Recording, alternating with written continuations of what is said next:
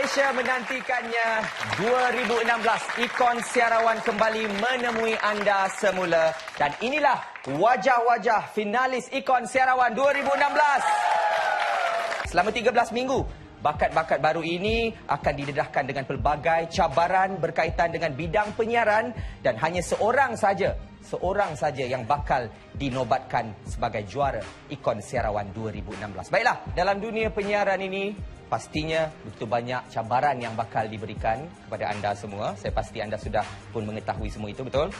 Dan saya bakal memberikan cabaran pertama untuk hari ini kepada salah seorang daripada mereka. Saya ingin bertanya, antara gelaran juara dan ilmu yang ditawarkan, mana yang lebih utama?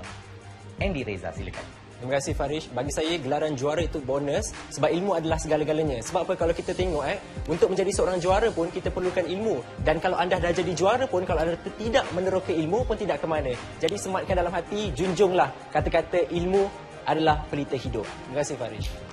So jujur ilmu saya juara Jujur. Betul boleh terima daripada dia. Bagus, jawapan yang baik. Semua angguk. Betul. Satu cabaran